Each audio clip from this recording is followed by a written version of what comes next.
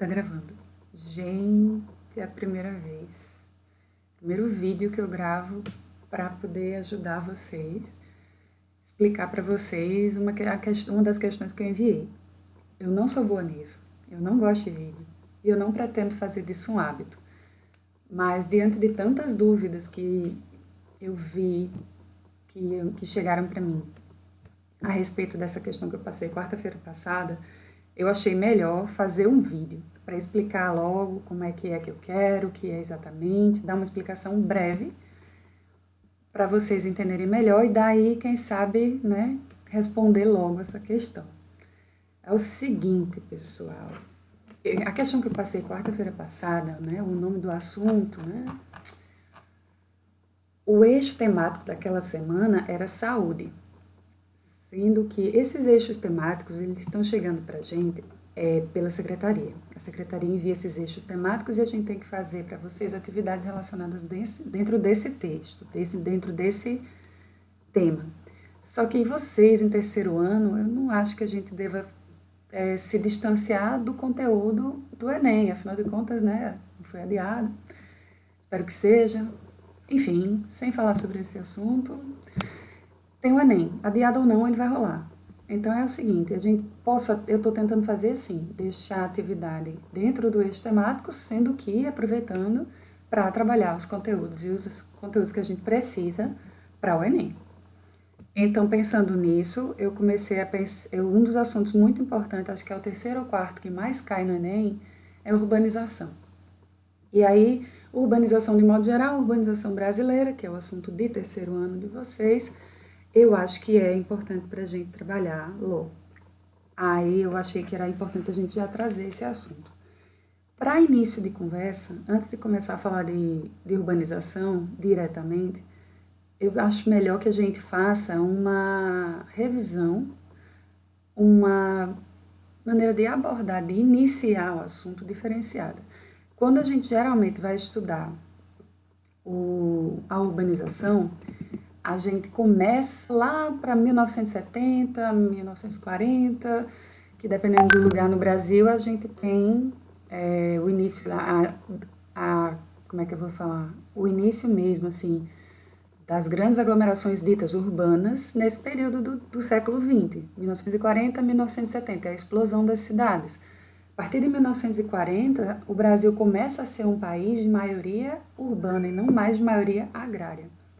Portanto, é por aí que os livros de geografia geralmente abordam. Sendo que algo que eu sinto que é importante para você entender o contexto da coisa, né, fixar melhor o assunto, é você entender como é que isso começou a se dar.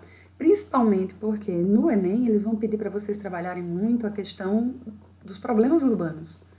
Desigualdade social, da falta de saneamento básico, da falta de assistência básica, dos equipamentos básicos urbanos, principalmente nas áreas de periferia, áreas pobres das cidades. E aí, será que sempre foi assim? Todas as cidades tiveram uma área pobre, uma área rica, uma área desse jeito, daquele jeito? Será que, por exemplo, sempre foi assim no Brasil? E aí, trazendo para o Brasil, que é nosso assunto de terceiro ano, e serve para a gente pensar as outras cidades desse país e que sabe outros lugares que têm um desenvolvimento parecido com o brasileiro,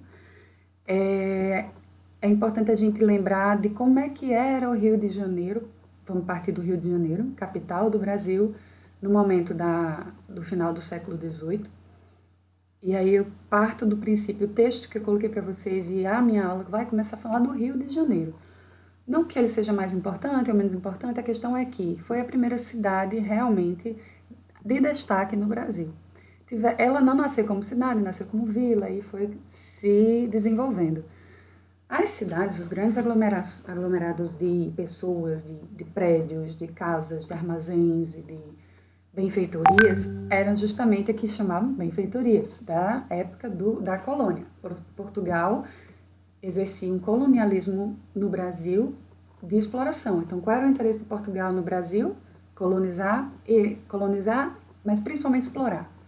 Né? Era tomar posse do lugar para enriquecer Portugal e não vir morar aqui. Por isso que quando a gente fala de colônia de exploração, tem que pensar de maneira diferente. Lembrar que isso acontecia.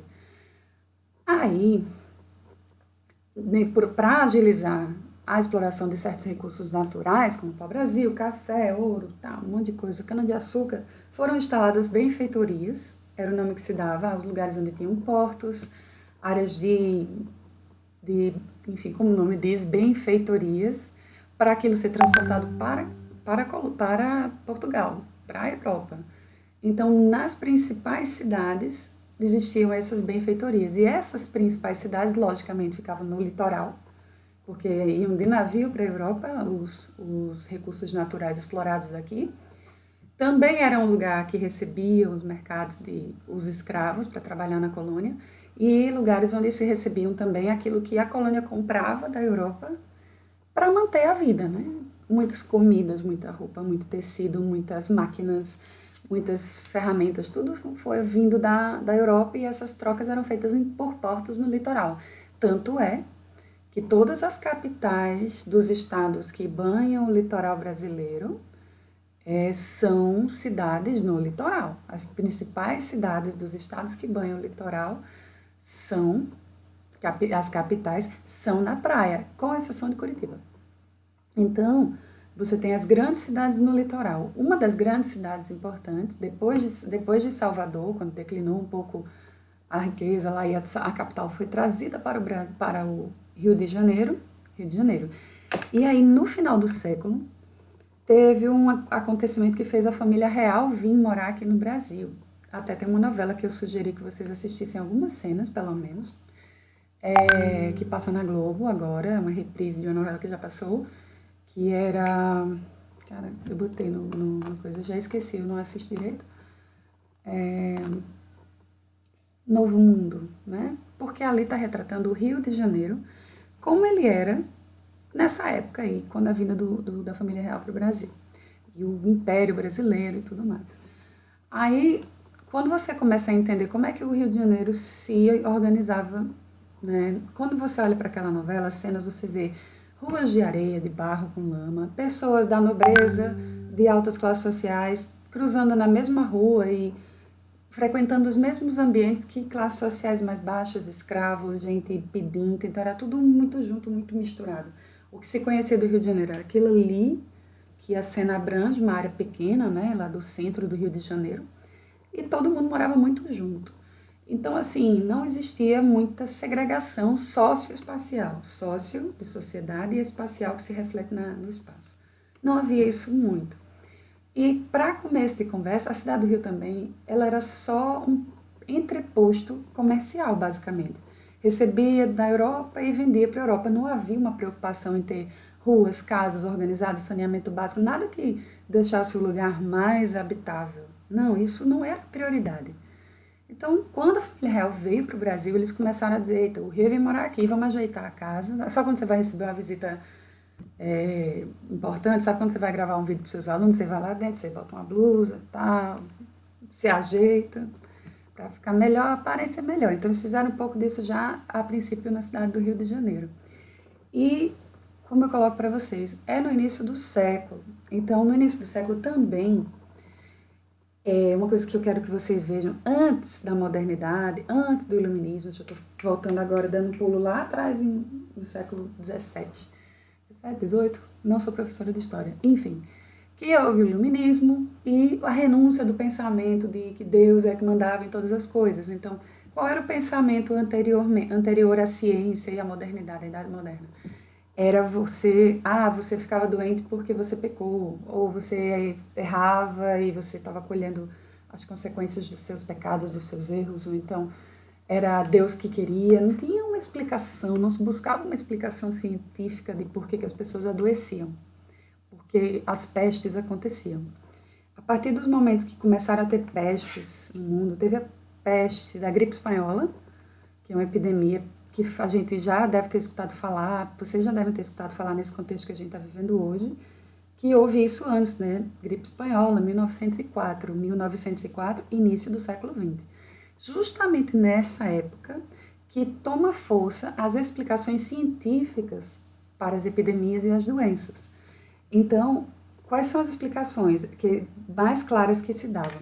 Uma das epidemias era a cólera. A cólera se pega com água contaminada. Se você beber água do esgoto, trocando em miúdos, é isso, aí dá cólera, sabe? É infecção por bactéria que está no esgoto. Então, quando não tem saneamento básico e as pessoas entram em contato com água poluída, pode desenvolver cólera. A gente sofreu muito aqui, isso lá para os idos de 1991, aqui em João Pessoa, aqui na Paraíba, no caso. Então, cólera, falta de saneamento básico, falta de higiene. Outras, por exemplo, febre amarela, que era que rolava muito no Rio de Janeiro. Muita gente adoecia de febre amarela no Rio de Janeiro. Não chegou a atingir João Pessoa tanto assim. Existia gente doente com febre amarela aqui nessa época, sim. Mas era menos. Aqui tinha outra, era a peste da bexiga. Era outra peste que existia aqui, que matava mais pessoas aqui na Paraíba do que a tal da febre amarela. O que é que transmite a febre amarela? O mesmo mosquitinho maldito que transmite a dengue. E como é que a gente, qual é a campanha quando tem dengue? Não deixe água parada, limpe, tal, lixo jogado, tal, escuta que está aberto, não é isso? Mesmas coisas. Como é que trata isso? Saneamento básico, higiene, coleta de lixo, etc. Vocês estão vendo que a explicação das doenças que assolavam as pessoas nesse momento estavam sendo muito mais atribuídas agora às questões de falta de higiene, de cuidado, de modernização. Então, era necessário modernizar as cidades, equipá-las com saneamento, com coleta de lixo, com ordenamento territorial, para que aquilo não pudesse mais acontecer, para evitar a quantidade de doenças que existiam. Quando a família real veio para o Brasil, uma das providências foi essa. O rei não ia querer vir para um lugar cheio de febre amarela, cheio de cólera, cheio de absurdos, que ele não ia pôr em risco a vidinha dele. Então, uma das coisas que a vinda da família real para o Rio de Janeiro já de cara começou a fazer foi dar uma modificada, uma largada nas ruas, uma calçada nas ruas, fazer umas praças mais bonitas, plantar umas árvores, né? Tirar os mendigos do meio do canto. E aí a gente começaram a organizar a casa. E ao mesmo tempo veio esse pensamento moderno, científico, e com ele a gente chama esse momento, essa introdução dessa ideologia de que higiene era necessário, um país civilizado era um país higienizado, um país com saneamento, limpo, com bom aspecto, com beleza, com parques abertos, com circulação de ar, tudo isso é a ideologia que surgiu com o nome de higienista. Então essa ideologia, ela começou a ficar muito gritante para os governantes, para a população mais rica. Então, eles começaram a sentir a necessidade de expandir as áreas urbanas, ou seja, alargar ruas, construção de parques com muitas árvores e etc., porque acreditava-se também que muitas das doenças eram proliferadas, né, jogadas ao ar, pelo ar. Então, eles providenciaram essas reformas urbanas. Aqui em João Pessoa, começaram com isso também pouco depois do Rio de Janeiro, né? Mas isso na mesma época. Por exemplo, existia ali, sabe, tem o Teatro Santa Rosa, na frente do Teatro Santa Rosa tem aquela praçona e na frente tem a Avenida Berruan. Pronto, aquela avenida ali, ela não existia, ela era um monte de rua, de bequinho e tal, parecia uma feira, cortiço, gente morando, gente vendendo, gente animal, tudo junto. Derrubaram tudo, construíram as avenidas ali e aquelas construções bonitas que tinham lá. E pegaram aquela galera pobre que morava ali e botaram em outro lugar mais afastado da cidade, longe, porque agora, com esse movimento higienista, quais eram os princípios? Sanear as áreas, aí eles vão sanear a área inteira, inclusive onde mora pobre? Não, né? Sanearam só a casa do pessoal que tinha dinheiro. Coleta de lixo, principalmente porque, gente, vocês não iriam acreditar, mas se vocês lessem essa tese toda e vários outros textos que tem de como era o cotidiano no início do século XX, vocês não iam acreditar na balbúrdia da sujeirada que era. Tipo assim, você produzia seu lixo em casa, você jogava ele na rua. Vai jogar onde? Ficava o lixo dentro da sua casa? Botar no seu próprio quintal? Não. Você abre a janela e joga na rua. Varre para fora, bota para fora. A rua é de ninguém, tá lá. Então, contanto que saísse dali da sua frente, com a Idade Moderna, o início da industrialização, começaram a aparecer mais produtos, mais máquinas, então a produção de lixo aumentou. Imagina como era a vida rural antigamente e tal. Existia muito lixo plástico, papel, embalagem, não sei o quê? Não. Era mais biodegradável. Então, à medida que a modernidade avança, que as tecnologias avançam, que o capitalismo toma de conta e que aí você tem mais comércio e mais indústria, mais lixo é gerado. Então, nesse ponto, as pessoas estavam se incomodando com a quantidade de lixo nas cidades, então começaram a recolher o lixo, então tinham pessoas pagavam, não era do jeito que é hoje, mas existia uma certa coleta de lixo, isso começou a ser instalado nessa época. E aí também começaram a separar em classes sociais a cidade. Esse negócio de pobre circular onde rico anda não podia mais acontecer. Em João Pessoa, a gente tem um negócio que chama cidade alta e cidade baixa. A cidade alta é o que se conhece como Alto Roger, ali onde tem o Tambia Shopping, o Hotel Globo, aquela igreja lá, é tudo alto. Você dali, você desce a ladeira e chega no centro, lá embaixo, no Varadouro, onde tem o porto, onde tem aquelas casas mais pobrinhas. Pode reparar como é a cara das casas que tem no Alto Roger, ali naquela parte alta, ali perto de Tambiá, e nas casas que tem mais embaixo. As casas tendem a ficar menores, que eram pessoas mais pobres que moravam. E quem era muito pobre morava longe dessa área, entendeu? Então, o higienismo, uma das primeiras coisas que o higienismo fez foi a segregação socioespacial econômica. Quem tinha dinheiro, quem tinha condição de ter um negocinho melhor, ajeitado, morava ali. Isso aconteceu também, resultou também numa especulação imobiliária do centro. Então, para morar no centro, ou você dividia uma casa enorme com várias pessoas, e aí cada quarto, cômodo, uma sala era dividida em 3 cômodos, era ocupada por toda uma família, o nome disso era cortiço. Ou as pessoas moravam no cortiço, ou elas moravam na periferia. Se o cara é um assalariado, por exemplo, João Pessoa, tinha cortiços aqui? Tinha. As pessoas moravam no cortiço porque trabalhavam no porto. Então, como é que ele ia morar, como é que ele ia trabalhar no porto e morar lá longe, assim, tipo, o longe era depois da torre, lá para dentro. Não tinha condição. Então, ele morava no cortiço perto da cidade. Com o avanço, e pense que o movimento higienista, ele continuou. Com o avanço, eles colocaram,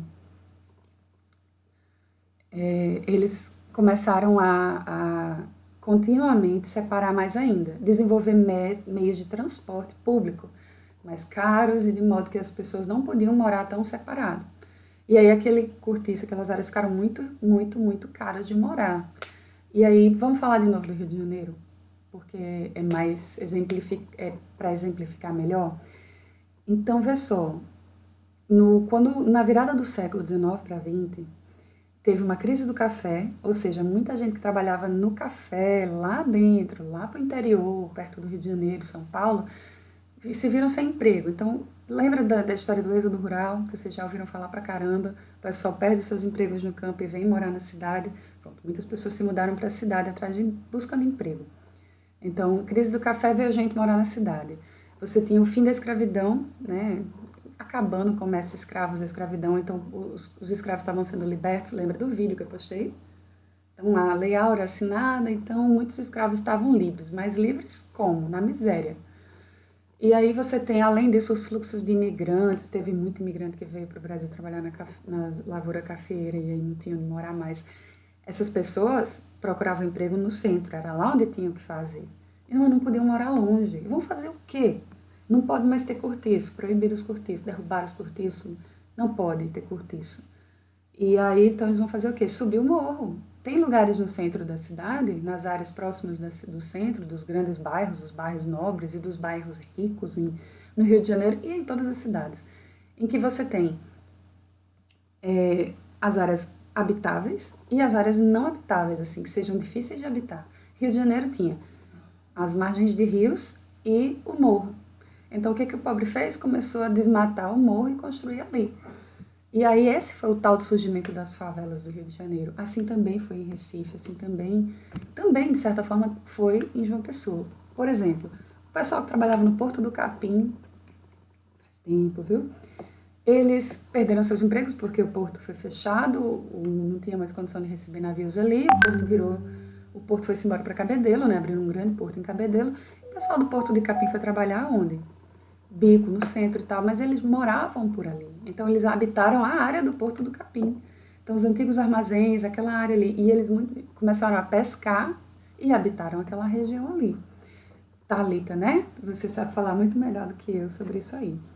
Então, vê só, essas questões, elas são importantes para a gente entender o desenvolvimento da urbanização brasileira, principalmente dos problemas urbanos do Brasil.